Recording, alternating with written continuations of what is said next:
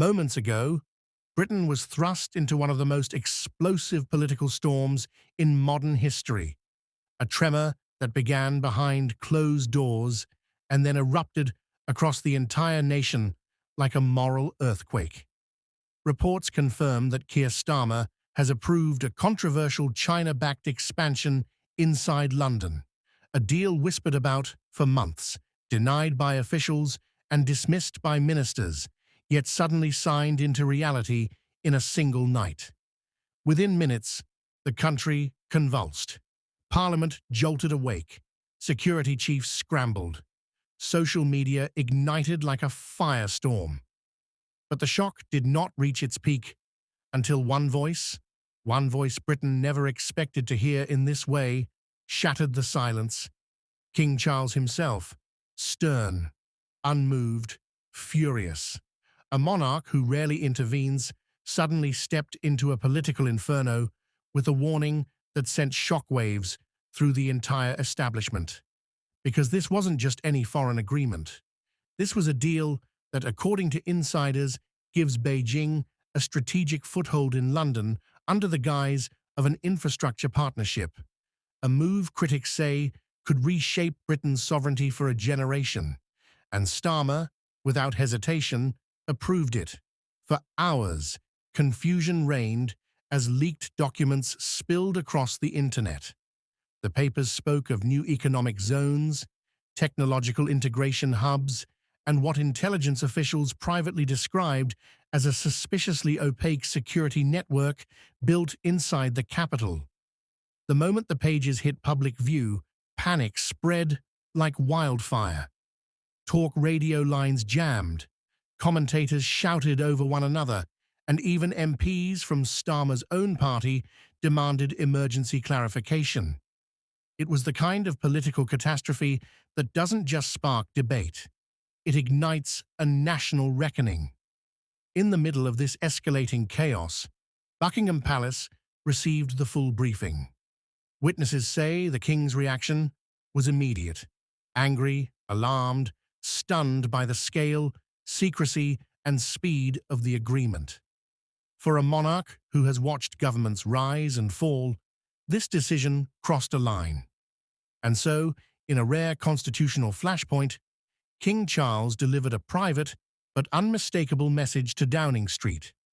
Britain must not be handed away piece by piece, especially not to a foreign power with global ambitions. Yet even as the warning circulated behind palace walls, Starmer doubled down, insisting the deal was vital for modernization, stability, and economic growth. But somewhere deep inside Westminster, senior ministers knew the storm could no longer be contained. Across the city, the public mood spiraled into outrage. Protesters gathered outside Parliament long before dawn, many holding signs accusing the government of betrayal, of selling out the country's identity, of surrendering control to a foreign regime known for secrecy and aggression.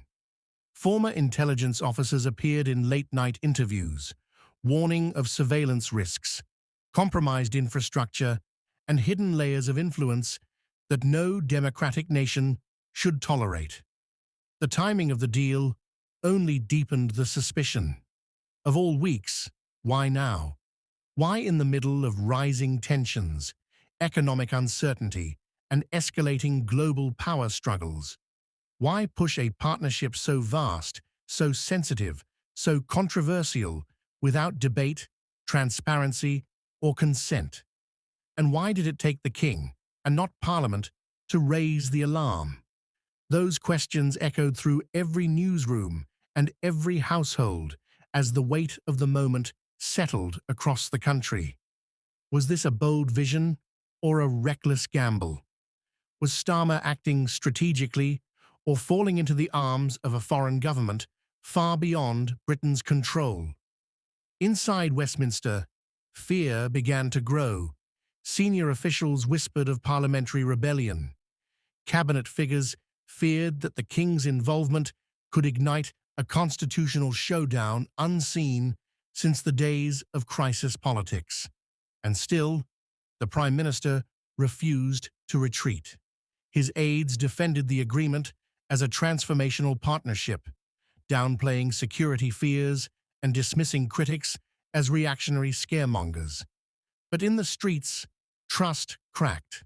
Among the public, something deeper and darker stirred, a sense of betrayal that struck at the core of national identity. Britain has weathered wars, recessions, scandals, and political collapse, but this felt different. This felt like a line being crossed in the dead of night, a decision that bypassed public will, overlooked national security, and potentially opened the door to influence that could reshape the country's future in ways no electorate ever approved. As each new detail leaked, the anger burned hotter. By dawn, one undeniable truth emerged. This was no longer just a political dispute. This was a clash over Britain's soul. Who controls its future? Who protects its sovereignty? And who decides what kind of nation it will become? As King Charles prepared to step into a moment no monarch wants, but every monarch must face, the question hanging over the country grew heavier with every passing hour. What will happen when the King's warning confronts Starmer's defiance? And which side will Britain choose when the showdown finally erupts? As the morning light crept over Westminster, the crisis deepened into something far more dangerous than a political scandal. What began as outrage was now mutating into a nationwide confrontation, a collision of power, pride, and fear. The leaked China agreement dominated every headline, every radio bulletin, every hurried conversation on trains and buses. Yet behind the public noise, the real battle was unfolding in the shadows. Senior civil servants, shaken by the scale of the deal, began passing quiet warnings to journalists, hinting that the agreement carried layers not disclosed in public briefings. The language was careful, but the implication was unmistakable. The government was withholding something enormous, and the more Starmer insisted the partnership was harmless, the more the country felt it was standing on the edge of something it could not see but could already sense. Deep inside Whitehall, emergency meetings blurred together. Intelligence chiefs demanded clarity from Number 10, pressing for explanations written nowhere in the official documents. Treasury advisors whispered of financial strings woven tightly into the contract, creating dependencies that could last decades. Parliamentary rebels started drafting letters of no confidence, unsure whether they were witnessing a bold strategy or a catastrophic misjudgment. Meanwhile, the palace held its own series of briefings. King Charles, known for his measured temperament, was described by insiders as deeply troubled, asking questions few dared raise in public. What oversight exists? Who requested foreign involvement? Why were constitutional bodies left uninformed? His tone, though controlled, signaled something unmistakable, a monarch preparing himself for a confrontation he hoped would never come. As his concerns filtered through private channels, pressure mounted on Downing Street to respond.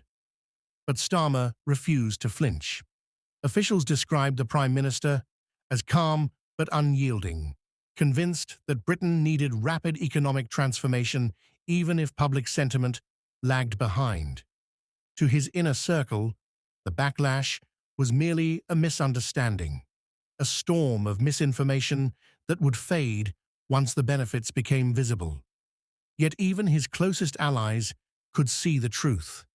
The country was not simply divided, it was rising. Demonstrations grew from dozens to hundreds, and from hundreds to thousands, spreading from London to Birmingham, Manchester, Glasgow, and Belfast.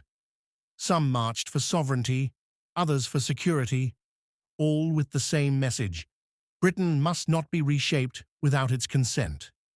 Commentators began speculating about a constitutional crisis invoking historical parallels that suddenly felt frighteningly relevant. Could a prime minister push ahead with a policy the public rejected? Could a monarch intervene without overstepping? Could Parliament restrain a government determined to defend its decision at all costs? Inside Downing Street, panic began to seep through the cracks. Advisers argued over strategy, debating whether to confront the palace publicly or try to soothe tensions behind closed doors. Security chiefs demanded emergency oversight measures, warning that even the perception of vulnerability could embolden foreign actors. And just as political staff scrambled to contain the explosion, another leak detonated across the internet. An internal memo hinting that the new Chinese infrastructure presence in London could operate under unusual legal protections, bypassing certain British regulatory powers. The moment it surfaced, the nation erupted again. Whether the memo was misinterpreted or incomplete didn't matter. Trust had already collapsed, and in that collapse, fear found room to grow. By midday, the story shifted once more. Political analysts claimed that senior ministers were preparing to challenge the Prime Minister's authority if public backlash intensified. Opposition figures demanded transparency. Even some government MPs, speaking off the record, admitted their shock at the secrecy surrounding the deal. And all the while, the palace maintained its silence, a silence louder than any statement. Reporters swarmed outside Buckingham Palace, waiting for even the smallest hint, knowing that one carefully chosen sentence from the king could change the course of the crisis. Yet behind the gates, the monarch was not preparing a speech. He was preparing something deeper, a test of resolve, a moment where the survival of democratic trust would depend not on force, but on moral courage. As night approached, Britain stood in a state of suspended breath. Parliament was fracturing. Downing Street was cornered. The palace was watching. The public was rising. And the document at the center of the storm, one agreement, one signature, one decision, had become a symbol of something far larger than foreign policy. It had become a question about power itself. Who holds it? Who safeguards it? Who deserves it? And who Britain is willing to trust with it? But with the crisis accelerating and new leaks emerging every hour, one terrifying question now loomed over the entire nation. What happens if the king is forced to act publicly and Starmer refuses to back down? As darkness settled over Britain, the crisis entered its most volatile phase yet. Every institution, Parliament, the palace, the intelligence services, even the streets themselves, felt stretched to breaking point, as if the country were holding its breath in the final seconds before impact. The China Agreement, once hidden behind layers of bureaucracy and secrecy, now stood exposed under the unforgiving glare of public outrage, and what had started as a political miscalculation was rapidly mutating into a full-scale national confrontation. Inside Westminster, whispers turned into arguments turned into shouting, and shouting turned into threats of rebellion. Senior MPs demanded an emergency recall of Parliament. Committee chairs insisted that the Prime Minister submit to questioning. Ministers who had defended the deal only hours earlier now quietly distanced themselves from it, terrified of being pulled under by its mounting weight. The government machine was splintering, overloaded by panic, fear, and a growing sense that something irreversible had already begun. Meanwhile, the intelligence community issued its most alarming assessment yet. The secrecy surrounding the foreign partnership risked undermining operational trust with key allies. Private briefings described potential vulnerabilities in critical infrastructure and raised concerns about who would ultimately control emerging technological networks. These warnings were not political, they were existential, designed to protect the country in moments when leadership was divided. And this time, the division was more visible than ever before. Downing Street maintained a bold public face, insisting that everything was under control, that the backlash was exaggerated, that the country would adjust once the benefits became clear. But behind the polished statements and carefully crafted speeches, a sense of dread had taken hold. Advisers spoke in hushed tones, the cabinet was fractured, and the Prime Minister, though outwardly confident, appeared more isolated by the hour. Across Britain, the public response intensified. Demonstrations swelled into vast seas of outrage, sweeping through major cities with a unity not seen in years. People from every background, every belief, every political leaning joined together with a single message: restore transparency, restore sovereignty, restore trust. The chants echoed through the streets like a pulse, vibrating through the walls of government buildings and across the river to Buckingham Palace. The nation was speaking loudly, and it wanted answers. Yet Starmer seemed determined to resist, to push forward, to convince the country that he alone could see the long-term vision others feared to confront. But the British people, already bruised by years of economic uncertainty and political upheaval, were in no mood for blind faith. Before the election and They demanded since. clarity. They demanded accountability. And most of all, they demanded reassurance that their country was not being reshaped without their consent. Inside the palace, aides rushed in and out of briefing rooms as King Charles continued meeting with advisers late into the night. The atmosphere was tense, solemn, charged with a weight that stretched far beyond politics. This was about the stability of the kingdom, the integrity of its democratic traditions, and the trust between the crown and the people. The king's dilemma was monumental. He could remain silent, watching the country fracture under the strain of secrecy and suspicion, or he could speak, stepping into a political battlefield and risking a constitutional crisis unlike anything in modern times. Neither choice came without consequences. Neither path offered safety. What he did next would set the course for the entire nation. He studied the documents again, line by line, asking the same questions millions of Britons were asking. Why was this agreement pushed through at such speed? Why were its details buried? And why did the Prime Minister appear willing to ignore the growing storm outside his own door? Then came the development no one expected. Late that evening, a new set of leaked communications surfaced.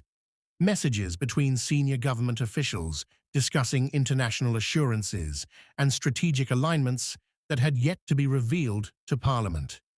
These messages hinted at deeper commitments, wider plans, and a level of coordination that the public had never been told about. The political temperature spiked instantly. Opposition parties demanded immediate disclosure. Government critics accused Downing Street of withholding critical information. And for the first time since the crisis began, even some of Starmer's staunchest allies admitted they were deeply unsettled. The revelation rippled outward, reaching every corner of British society. It was no longer just a foreign policy debate. It was an issue of trust. Trust between the government and Parliament. Trust between the government and the people. And trust between the government and the Crown. As midnight approached, the storm reached Buckingham Palace. The king entered his private study, closed the door behind him, and began drafting a statement that could shift the entire direction of the crisis. Advisers watched in silence, knowing that what he was about to do had not been done in decades, not at this scale, not with stakes this high. The mood in the room was overwhelming. History was no longer merely being recorded, it was being shaped. And yet, as the ink reached the final lines,